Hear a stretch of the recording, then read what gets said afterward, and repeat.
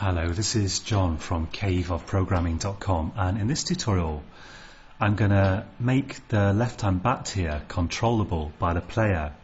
So to do that, if we go to Game View here, Game View is receiving on touch events, and we are returning true, and returning true has the effect that if you receive a touch event, like I think it's called a down event or a press event, I can't quite remember, then you will then receive kind of drag events or motion events, and if you return false, then you'd still kind of receive the down event, but you wouldn't receive the drag events following that. So you have to return true to say that you've handled the event. And I want to pass these events onto the game, so I probably just want to say something like game dot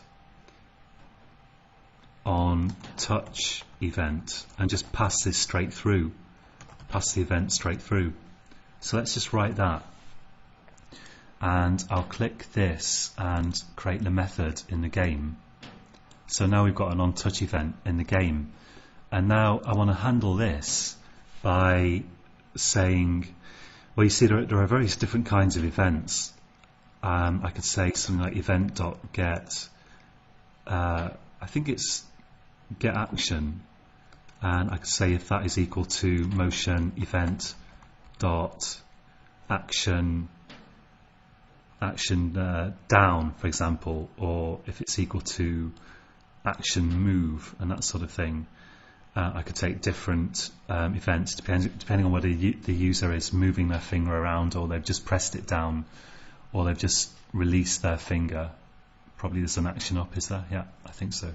But I don't think I'm going to need to use these here, because in this game, if the user touches the screen and moves their finger, or it doesn't really matter, I just want to move the bat to the corresponding vertical position. So I don't really need to differentiate between these different kinds of events.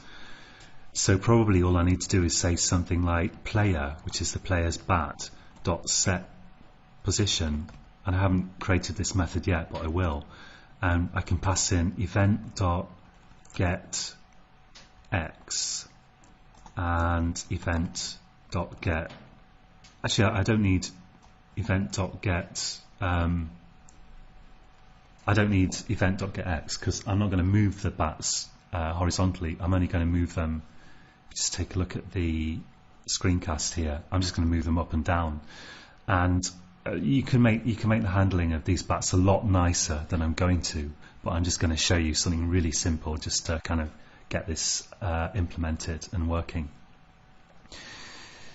So you could, for example, check when the user touches the screen. You could check, have they actually touched the bat, and if so, you could note where they touch the bat, and then if they move their finger, you could allow them to basically drag the bat via the point that they've actually touched.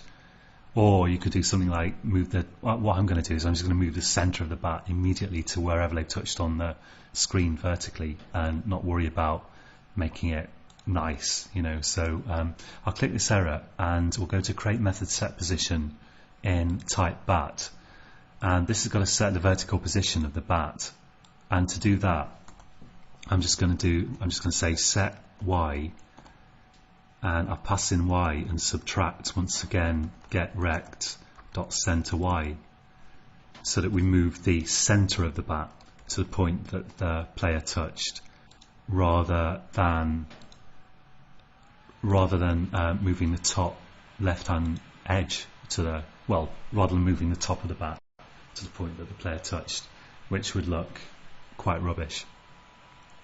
With the other bat, it's going to be a little bit more complicated, because I'm going to have the computer control it. But I've got a very simple algorithm that I've been playing around with, and we're just going to implement that to try to make the game look playable and look like the computer's controlling it in something vaguely resembling a sensible manner. So here we are. And now if I touch the screen on my phone, I'm moving the bat to where I touch it. Actually, I can touch anywhere on the screen. because I haven't checked that the point that I've touched is actually on the bat. So I just touch the screen in some position that I want to move the bat to, and the bat moves there. It looks horribly jerky on the screencast, but on my phone it's nice and responsive. Okay, so that's it for this tutorial, and in the next tutorial we'll put some intelligence into the opponent bat. So join me again then, and until next time, happy coding.